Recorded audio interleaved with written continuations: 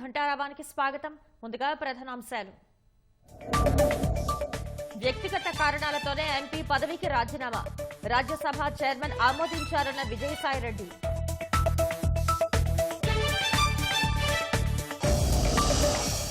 నిబంధనల ప్రకారమే ఇళ్లు కార్యాలయాల్లో ఐటీ సోదాలు. అధికారుల తనిఖీలు సర్వసాధారణమన్న దిల్ రాజు.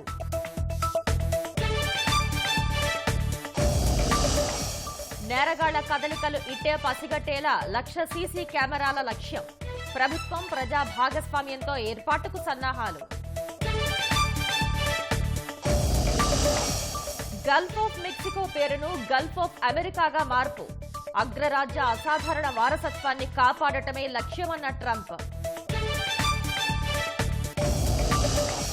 హమాస్ చెర నుంచి మరో 4 బందీలు విడుదల. మహిళా సైనికుల్ని వదిలేస్తున్నట్లు ప్రకటన.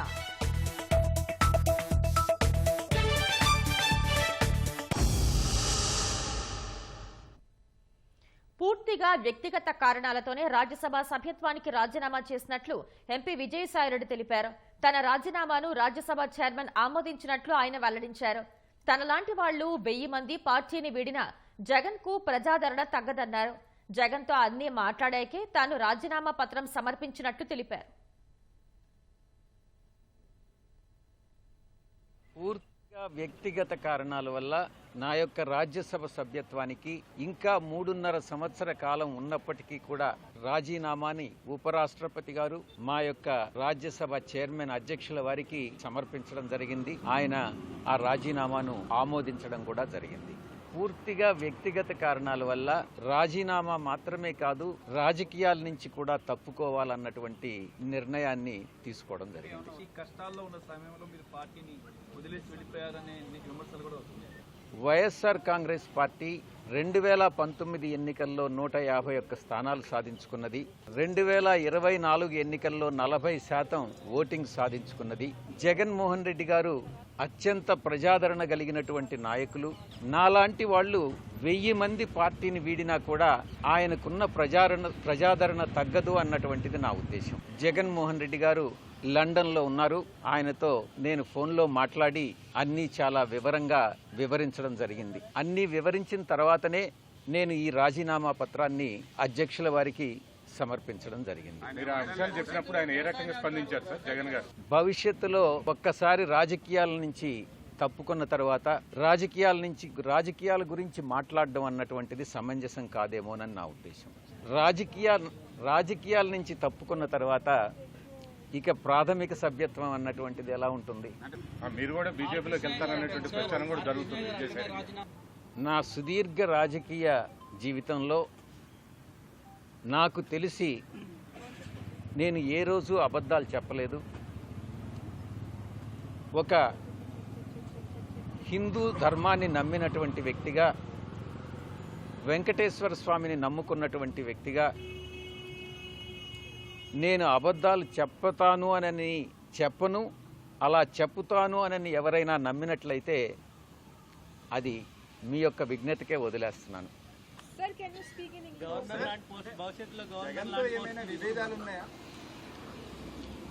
నేను ఇప్పుడే చెప్పాను కదా, జగన్ గారు ఈరోజు కాదు, 4 దశాబ్దాలుగా 3 తరాలుగా రాజారెడ్డి గారి దగ్గర నుంచి, రాజశేఖర రెడ్డి గారి నుంచి ఈరోజు జగన్మోహన్ రెడ్డి గారి వరకు 3 తరాలుగా ఆ కుటుంబంతో సన్నిహిత సంబంధాలు ఉన్నటువంటి వ్యక్తిగా నేను ఒక్కటే చెప్తా ఉన్నాను. ఈ జీవిత కాలంలో ఏ రోజు కూడా ఆ కుటుంబంతో విభేదాలు అన్నటువంటివి రావు, ఇంతవరకు లేవు, భవిష్యత్తులో కూడా వచ్చేటటువంటి అవకాశం లేదు. సుదీర్ఘ అనుభవం ఉంది. నా కెపాసిటీ, నా సామర్థ్యం ఏందనేది నాకు తెలుస్తుంది. దాన్ని కృష్ణ అంచనా వేయలేడు, ఇంకొకరు అంచనా వేయలేడు. నా దృష్టిలో నేను న్యాయం చేయగలిగితే నేను చేస్తానని చెప్తాను, లేకుండా ఉంటే నేను చేయలేనని చెప్తాను. ఈ సందర్భంలో ఇప్పుడు నేను చెప్పినటువంటి అన్ని వాస్తవాలు. ఈయన అడిగినట్టుగా ఇప్పుడు నిజం చెప్పు అని అంటున్నాడు కదా, ఇవన్నీ కూడా నిజాలే. ఎప్పుడూ అబద్ధం చెప్పలేదు, గతంలో కూడా అబద్ధం చెప్పలేదు. ఇప్పటి వరకు క్లారిటీతో అడగలేదా? ఇట్లా అంటే మళ్ళీ ఇప్పటి వరకు మీరు చెప్పిన విధాలన్నీ అయ్యేది ఇలా ఏదైనా కూడా కాదు. ఒకటి క్లారిటీ, సాక్షిలో రాసింది పార్టీ శ్రేణులు ఆగ్రహాన్ని వ్యక్తం చేస్తున్నాయి. మీ నిర్ణయం వల్ల కూటమికి అనుకూలంగా, కూటమికి లాభం చేకూర్చేలాగా మీరు నిర్ణయం తీసుకున్నారు. ఇప్పుడు పార్టీ కష్టాల్లో ఉన్నప్పుడు మీరు గల విప్పాల్సినటువంటి సమయం వచ్చినప్పుడు మీరు ఈ నిర్ణయం తీసుకోవడం కూటమికి లాభం చేకూర్చడం అనేది పార్టీ శ్రేణులకు ఆగ్రహాన్ని తెప్పిస్తున్నాయని సాక్షిలో రాశారు. ఎప్పుడు రాశారు? ఈరోజు నేను ఇప్పుడే చెప్పాను. వైఎస్ఆర్సీపీకి ఉన్నటువంటి 11 మందితో తిరిగి రాజ్యసభకు నన్ను కానీ ఇంకెవరిని కానీ పంపించలేరు. అది కూటమికి వెళుతుంది సీటు. ఈ విషయం నాకు తెలుసు. నేనేమి తెలియకుండా రాజీనామా చేయలే. నేను అబద్ధం చెప్పను. దీనిలో బెనిఫిషియరీ ఎవరన్నానంటే కూటమి. అది వాళ్ళకే వదిలేస్తున్నాను.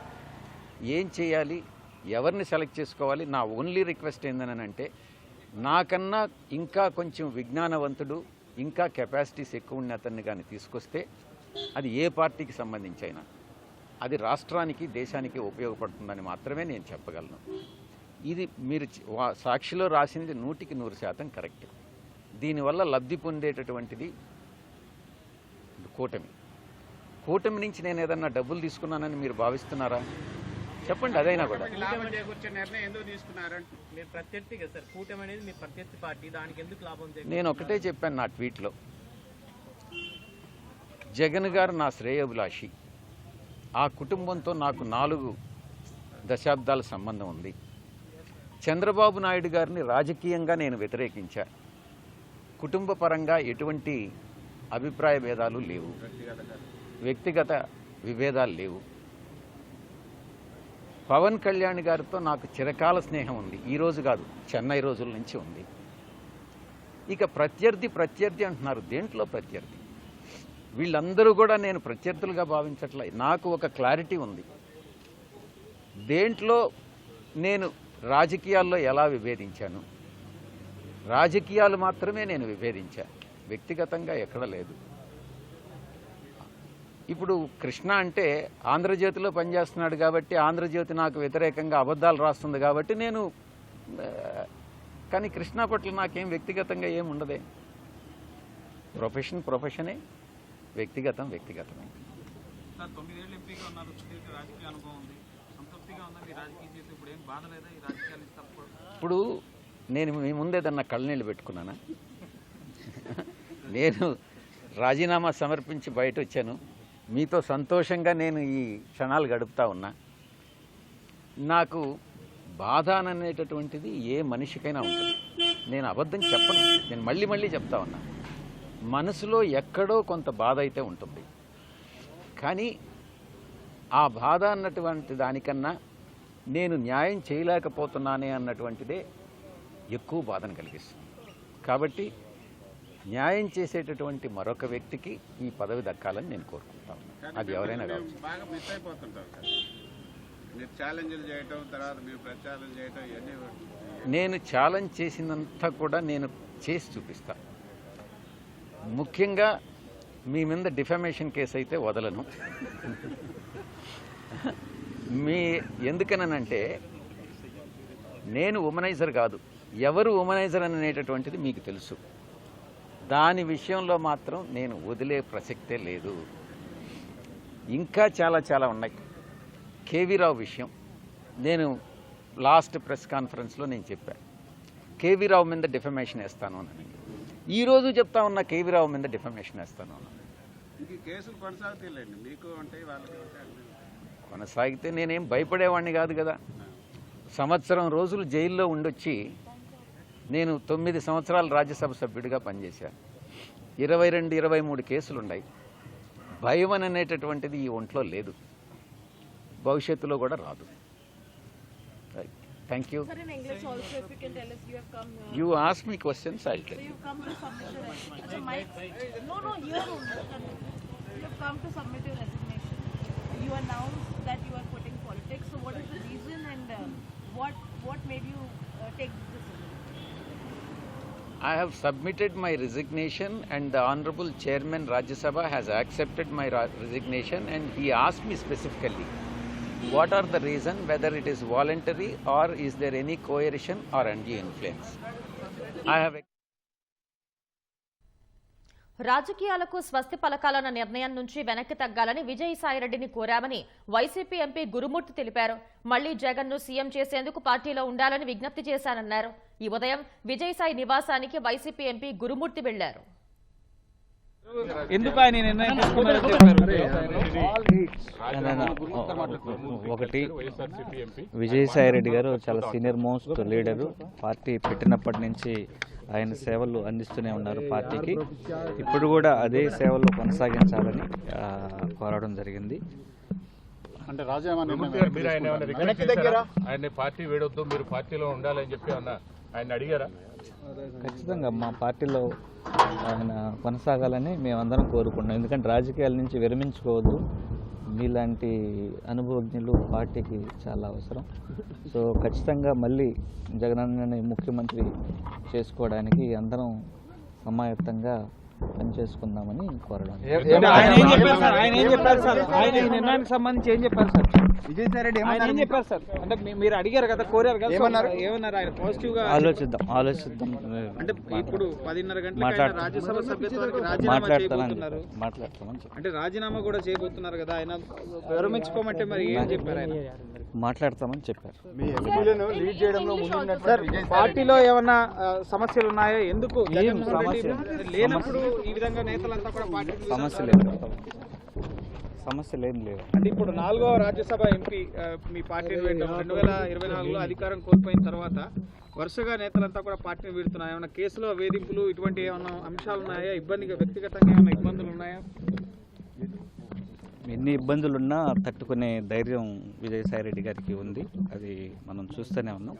సో ఖచ్చితంగా వీటన్నిటిని ఫేస్ చేస్తూ ముందుకి సాగే విధంగా అందరం కలిసికట్టుగా పనిచేస్తాం. ఎందుకు తను ఈ నిర్ణయం తీసుకోవాల్సి వచ్చిందని చెప్పారా మీకు ఏమన్నా? గురుమూర్తి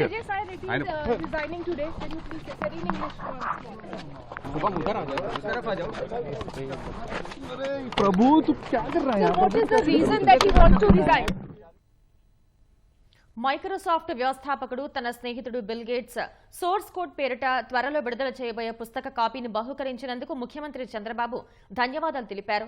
బిల్ గేట్స్ జీవిత ప్రయాణంలోని అనుభవాలు, పాఠాలను ఓ జ్ఞాపకంగా పుస్తక రూపంలో అందించాలని తెలిపారు. కళాశాలను వదిలి మైక్రోసాఫ్ట్ ను ప్రారంభించాలనే అతని నిర్ణయం వరకు కథ స్ఫూర్తిదాయకమని చెప్పారు. బిల్ గేట్స్ కు చంద్రబాబు శుభాకాంక్షలు తెలిపారు. జాతీయ ఓటా దినోత్సవాన్ని పురస్కరించుకుని రాష్ట్ర వ్యాప్తంగా అవగాహన కార్యక్రమాలు చేపట్టారు. వైఎస్ఆర్ జిల్లా మైదుకూరులో విద్యార్థులతో కలిసి అధికారులు ప్రదర్శన నిర్వహించారు. ఎంపీడీఓ కార్యాలయం నుంచి రాయలు కూడలి వరకు ర్యాలీ చేపట్టారు. రాయలు కూడలిలో మానవహారంగా ఏర్పడిన విద్యార్థులు ఓటు హక్కుపై ప్రతిజ్ఞ చేశారు. ప్రజాస్వామ్యంలో మంచి నాయకుడిని ఎన్నుకోవాలంటే ప్రతి ఒక్కరూ ఓటు హక్కు తప్పక వినియోగించుకోవాలని ప్రకాశం జిల్లా మార్కాపురంలో అధికారులు పిలుపునిచ్చారు. స్థానిక సబ్ కలెక్టర్ కార్యాలయం నుంచి గడియార స్తంభం వరకు ర్యాలీ నిర్వహించారు. అనకాపల్లి జిల్లా నర్సీపట్నంలో విద్యార్థులు ర్యాలీ నిర్వహించారు. ఆర్డీఓ కార్యాలయం వద్ద మానవహారంగా ఏర్పడి ప్రతిజ్ఞ చేశారు. బాపట్ల జిల్లా చీరాల, చినగంజాం, పర్చూరు ప్రాంతాల్లో విద్యార్థులతో కలిసి అధికారులు అవగాహన ర్యాలీ నిర్వహించారు. చీరాలలో అంబేద్కర్ విగ్రహం వద్ద ప్రతిజ్ఞ చేశారు.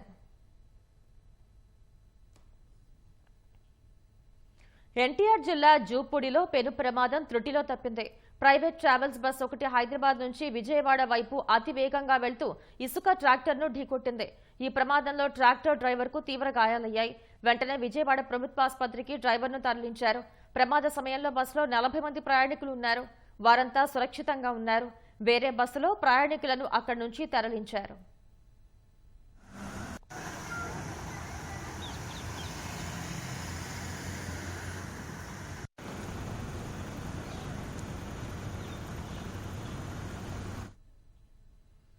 రాష్ట్రంలో ఎక్కడ నేరం జరిగినా ఆ దృశ్యాలు, నేరగాళ్ల కదలికలు నిఘా నేత్రాలకు చిక్కేలా పోలీస్ శాఖ పక్కాగా ప్రణాళికలు రచిస్తోంది.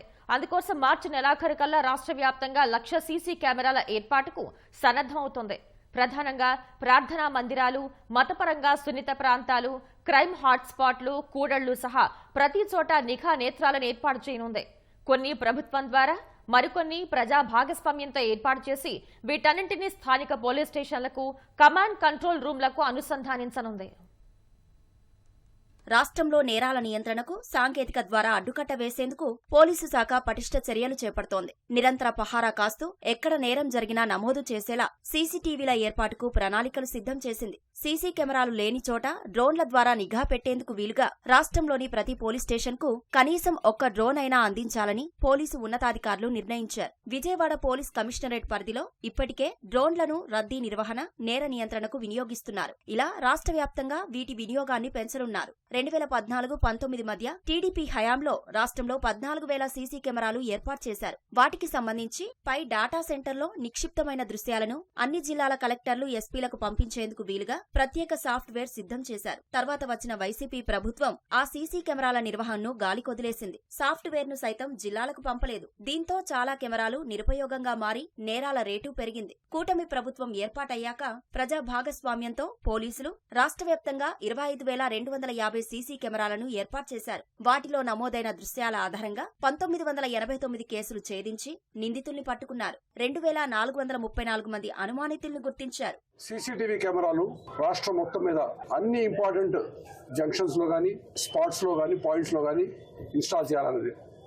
అది గవర్నమెంట్ ద్వారా ఎన్నైతే అన్నవుతాయి, లేని పక్షంలో దాతల్ని రిక్వెస్ట్ చేసుకొని కెమెరాలు పెట్టాలనే ఆలోచన ఉంది.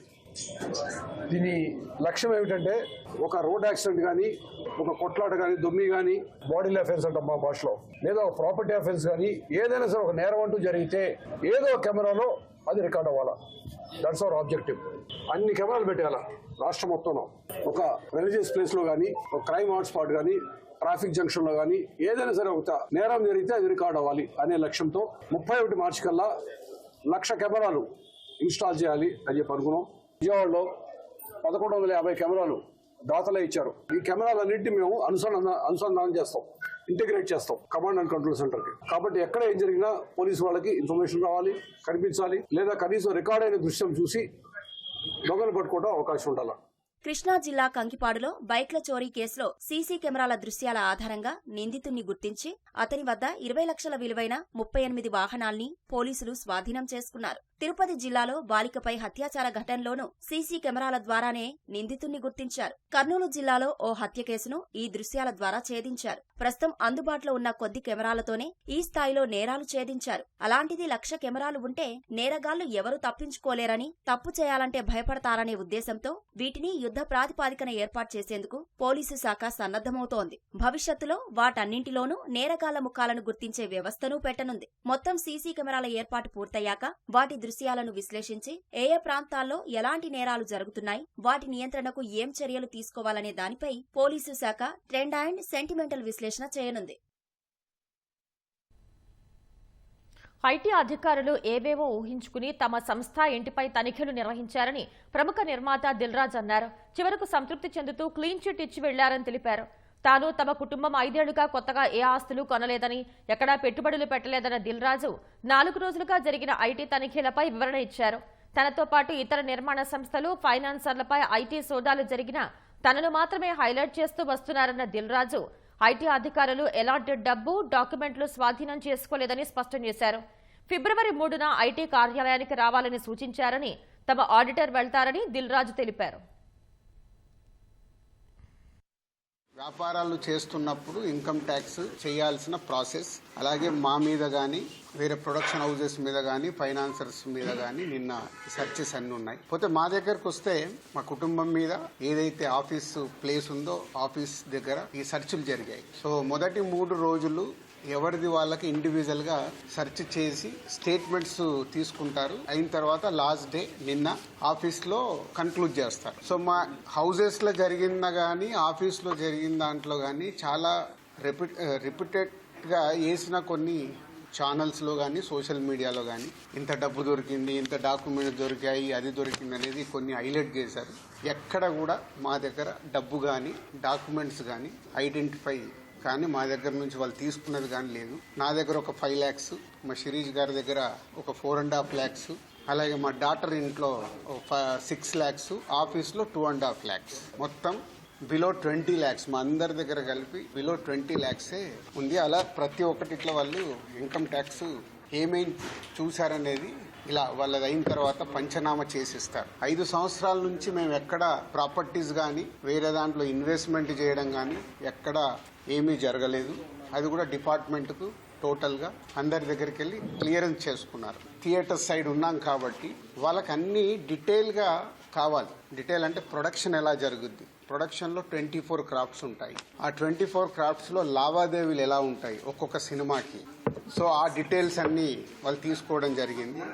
అలాగే డిస్ట్రిబ్యూషన్ సైడ్ ఎలా ఉంటుంది, ఎగ్జిబిషన్ సైడ్ ఎలా ఉంటుంది అనేది వాళ్ళన్ని డీటెయిల్స్ అడుగుతూ అందరి దగ్గర తీసుకొని ఫైనల్గా నా దగ్గర నిన్న ఇవన్నిటిని ఎవరెవరు ఏమేమి స్టేట్మెంట్లు ఇచ్చారు ఏముంది అనేది ఫైనల్ నాతో నిన్న కన్క్లూడ్ చేశారు. డిపార్ట్మెంటే ఆశ్చర్యపోయింది. అంటే ఇంత దిల్రాజు గారిని మేము ఏదో ఎక్స్పెక్ట్ చేసాం, అలా ఉంటుంది ఇలా ఉంటుంది అని సెర్చ్ జరిగేటప్పుడు దే ఆర్ వెరీ హ్యాపీ. వాళ్ళకు మాకు జరిగిన కోఆపరేషన్లో కానీ దాంట్లో కానీ they are very happy department. ఇదైపోతే మా మదర్ది అమ్మకి 19th రోజు కాఫ్ కోల్డ్ ఎక్కువైంది. 19th అయిన తర్వాత ఇంట్లో వెళ్ళేసి ట్రీట్మెంట్ తీసుకొని వచ్చి ఇంట్లో ఉన్నారు. సడన్గా కాఫ్ ఎక్కువ అవుతే ఇమీడియట్లీ హాస్పిటల్కి పంపించాం. దానికి ఎవరో కొందరు హార్ట్ అటాక్ అని ఇంకేదో అయిందని రకరకాల న్యూస్లు క్యారీ చేశారు. షీఈ్ వెరీ ఫైన్. మహాకుంభమేళాకు వెళ్లాలనుకునే భక్తులకు ఏపీఎస్ఆర్టీసీ శుభవార్త చెప్పింది. పుణ్యస్నానానికి వెళ్లాలనుకునే వారి కోసం ప్రత్యేకంగా బస్సులు ఏర్పాటు చేస్తామని ప్రకటించింది. తక్కువ ఛార్జీతోనే దర్శనం చేయించి తిరిగి తీసుకొచ్చేందుకు ఏర్పాట్లు చేసింది. 3 పూటల రుచి శుచికరమైన ఆంధ్ర భోజనం అందిస్తుంది. అంతేకాదు తిరుగు ప్రయాణంలో పలు ప్రసిద్ధ పుణ్యక్షేత్రాలను దర్శించుకునే అవకాశాన్ని కల్పించింది. ప్రపంచంలోని అతిపెద్ద ఆధ్యాత్మిక వేడుక మహాకుంభమేళాతో ఉత్తరప్రదేశ్లోని ప్రయాగ్రాజ్ కిటకిటలాడుతోంది. దేశ విదేశాల నుంచి కోట్లాది మంది భక్తులు వచ్చి పుణ్యస్నానాలు ఆచరిస్తున్నారు. ఈ నేపథ్యంలో రాష్ట్ర ప్రజలు కూడా పుణ్యస్నానానికి వెళ్లేందుకు ఏపీఎస్ఆర్టీసీ ప్రత్యేక ఏర్పాట్లు చేసింది. కుంభమేళాకు వెళ్లే వారి కోసం ప్రత్యేక బస్సులు ఏర్పాటు చేయాలని నిర్ణయించింది. ఏ ప్రాంతం నుంచైనా 30 మంది భక్తులు బృందంగా కలిసొస్తే వారు కోరుకున్న కేటగిరీ బస్సును కేటాయిస్తామని అధికారులు తెలిపారు. కుంభమేళాకు వెళ్లే ప్రయాణికులు భోజనానికి ఇబ్బంది పడకుండా బస్సుతో పాటు వంట మనిషిని కేటాయిస్తామన్నారు. ఉదయం అల్పాహారం, మధ్యాహ్నం, రాత్రి భోజనం వడ్డించే ఏర్పాట్లు చేసినట్లు వెల్లడించారు. నివాస ప్రాంతం నుంచి ప్రయాగ్రాజ్ కు రూట్ నిర్ణయించి దాని ప్రకారం టికెట్ ఛార్జీ తీసుకుంటామన్నారు.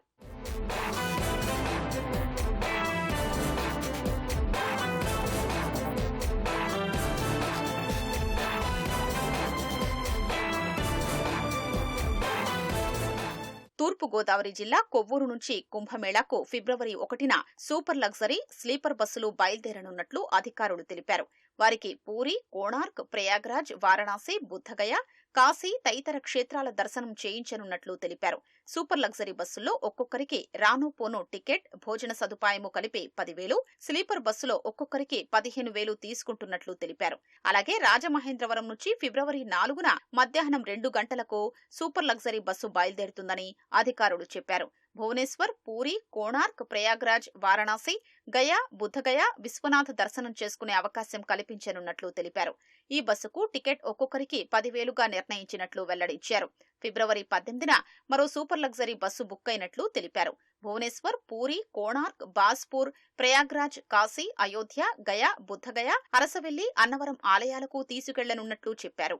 ఈ బస్సులో ఒక్కొక్కరికి టికెట్ 12,800 రూపాయలుగా నిర్ణయించినట్లు వెల్లడించారు. ఇప్పుడు వాళ్ళు బస్సు మొత్తం బుక్ చేసేసుకుంటున్నారు. 8 రోజులు అప్ అండ్ డౌన్ వెళ్ళొచ్చేస్తుంది. వాళ్ళకి ప్రతి చోట కూడా ఎక్కడ ఆగాలనుకున్న చోట ప్రతి చోట వాళ్ళు ఆ టెంపుల్ దగ్గర ఆగి అక్కడ ఆ దర్శనం అది చేసుకుని మళ్ళీ బయలుదేరి వస్తూ ఉంటుంటారు. కొవ్వూరు స్టేషన్ నుంచి వెళ్తున్నదైతే మామూలు సూపర్ లగ్జరీ బస్కి 10,000 పర్ హెడ్. అదేవిధంగా స్లీపర్ బస్కి అయితే 15,000 కలెక్ట్ చేయడం జరుగుతుంది. ఇంకెక్కడైనా సరే పబ్లిక్ కావాలనుకున్నప్పుడు మేము బస్సులు పెడతా ఉన్నాము. ఇదంతా కూడా ఆర్డినరీ ఫేర్ తోటే పెడతా ఉన్నాం. That is the speciality of APSRTC. మీకు దగ్గరలో ఉన్నటువంటి ఏ డిపో మేనేజర్ అప్రోచ్ అయినా కూడా దే ఆర్ రెడీ. అదేవిధంగా అక్కడ ఉన్నటువంటి ట్రాఫిక్ సూపర్వైజర్స్ కానీ అదేవిధంగా కంట్రోలర్స్ కానీ మీరు అప్రోచ్ అయితే కనుక, పబ్లిక్ అప్రోచ్ అయితే కనుక మేము వీఆర్ రెడీ టు ఆపరేట్. కుంభమేళాకు ఆర్టీసీ బస్సులు కేటాయించడంపై ప్రజలు హర్షం వ్యక్తం చేస్తున్నారు. పుణ్యస్నానానికి తీసుకెళ్లడంతో పాటు వివిధ ఆలయాల దర్శనం చేయించే అవకాశం కల్పించడం పట్ల సంతోషం వ్యక్తం చేస్తున్నారు. ఏటికొప్పాక బొమ్మలు మన రాష్ట్ర కీర్తి కిరీటంలో ఓ కలికితురాయి వంటివి. మామూలు కర్రతో తయారు చేసే ఈ బొమ్మలు దేశ విదేశాల్లోనూ ఆంధ్రప్రదేశ్ సృజనాత్మకతను సగర్వంగా చాటి చెబుతున్నాయి. ఎటు చూసినా నునుపుగా ఉండే ఈ కళాఖండాలు ఎన్నో ఏళ్లుగా చిన్నారుల చేతుల్లో ఆట వస్తువుల్లా మారి మురిసిపోతున్నాయి. చివరికి దేశ ప్రధాని మోదీని సైతం మైమరిపించాయి. ఇంతటి ఘన చరిత్ర కలిగిన ఈ బొమ్మలు గణతంత్ర దినోత్సవం నాడు శకట రూపంలో దర్శనం ఇవ్వనున్న నేపథ్యంలో ఈటీవీ ఆంధ్రప్రదేశ్ ప్రత్యేక కథనం.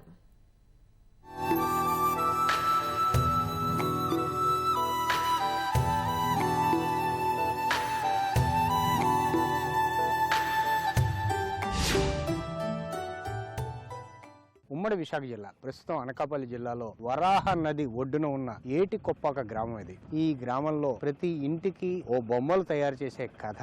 ఏటికొప్పాక బొమ్మలు అంటేనే ఎప్పుడు ఆకర్షణీయంగా ఉండేవే. శృతి మెత్తని ఆ రంగులు, అందులో ఉట్టిపడే జీవకళ, వెరసి ఇవన్నీ కళాకారుడి ప్రతిభకు నిదర్శనంగా ఉంటుంది. దేశ విదేశాల్లో ఏటికొప్పాక బొమ్మలకు ఉన్న ఆదరణ అద్వితీయమైంది. రిపబ్లిక్ డే పెరేడ్లో ఏటికొప్పాకకు సంబంధించి ఆంధ్రప్రదేశ్ శకటం ఇప్పుడు అందరి దృష్టిని ఆకర్షిస్తోంది.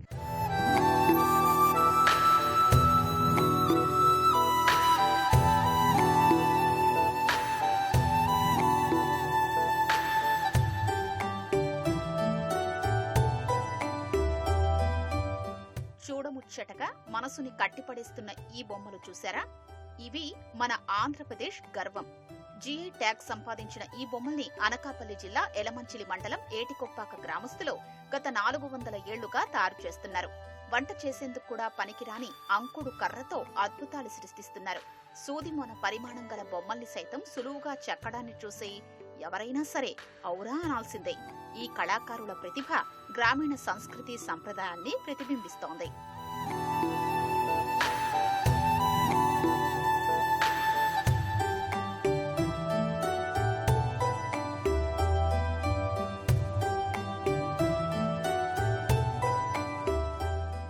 వరహా నదీ తీరంలో ఉన్న ఈ గ్రామస్తులంతా లక్క, అంకుడు కర్రతో చేసిన బొమ్మలపై వచ్చే సొమ్ముతోనే జీవనం సాగిస్తున్నారు.